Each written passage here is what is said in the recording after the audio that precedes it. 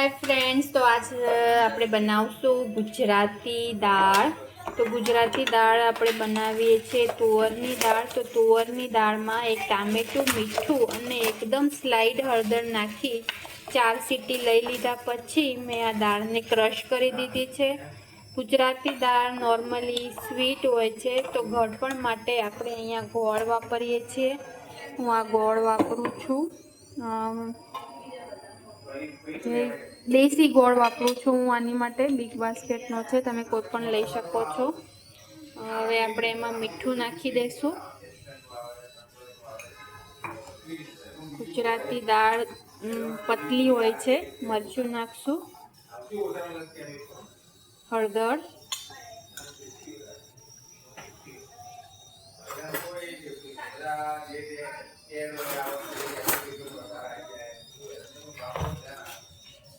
ગળપણ માટે આપણે ગોળ એડ કરી દઈશું। એ થોડીક સ્વીટ જેવી ટેસ્ટ હોય છે, એટલે ગોળ એ પ્રમાણમાં આપણે નાખવો પડશે।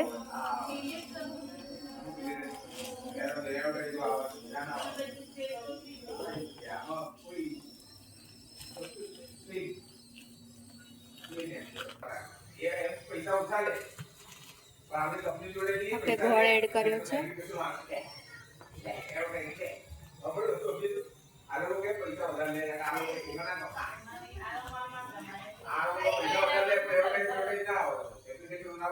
આપણે ફ્લેમ ચાલુ રાખી છે, દાળને ઉકળવા દેશું ને સાથે સાથે એનો મસાલો કરી દઈશું।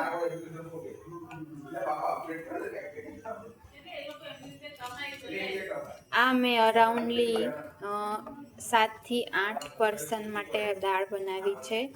એના માટે મેં 2 કપ દાળ લીધી હતી। જો તમારે 4 કે 3 માણસો માટે બનાવી હોય તો તમે 1/2 કપ દાળ લઈ શકો છો।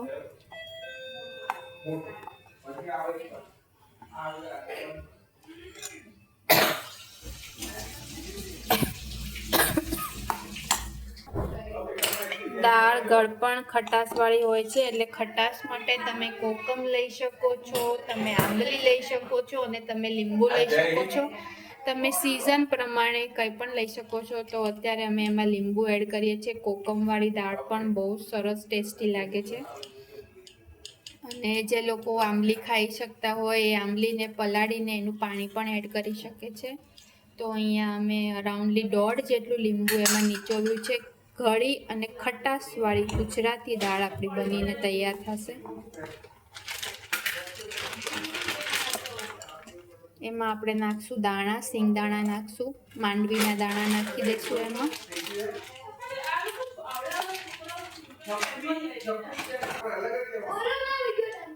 તો હવે જોઈ શકો છો ગોળ ઓગળી ગયો છે આપણો અને બધા મસાલા એકદમ સરસ મિક્સ થઈ ગયા છે।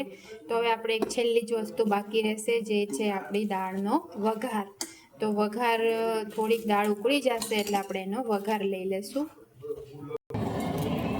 વઘાર માટે મેં લીધા છે લાલ મરચાં, ચકરી ફૂલ, મેં લીધા છે લવિંગ અને મેં લીધું છે તજનો એક નાનકડો ટુકડો।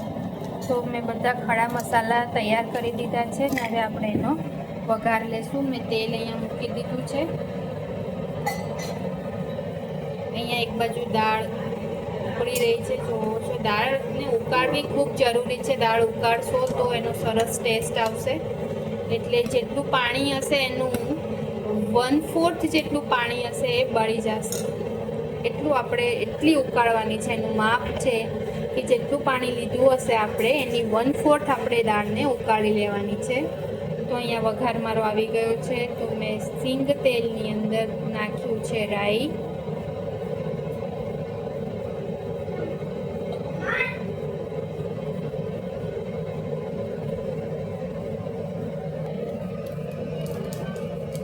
રાઈ તતડી જશે પછી આપણે એમાં હિંગ નાખશું અને આપણા જે ખડા મસાલા મેં તમને બતાવ્યા હતા એ નાખી દઈશું।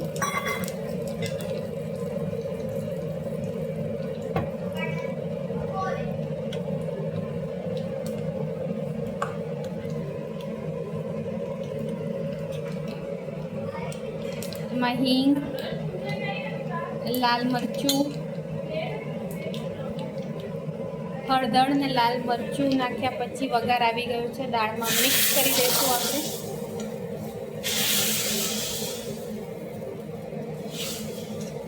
હવે 5 મિનિટ આપણે આ દાળને ઉકળવા દઈશું. પછી આપણી ગુજરાતી ટેસ્ટફુલ ખાટી અને ગળી દાળ તૈયાર થઈ જશે. જે લોકો ગરમ મસાલો ખાતા હોય એ ચૂટકી જેટલો એમાં ગરમ મસાલો એડ કરી શકે છે.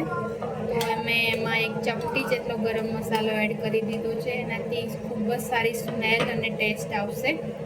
તો હવે એને 5 મિનિટ ઉકળવા દઈશું અને આપણી ગુજરાતી દાળ તૈયાર થઈ જશે.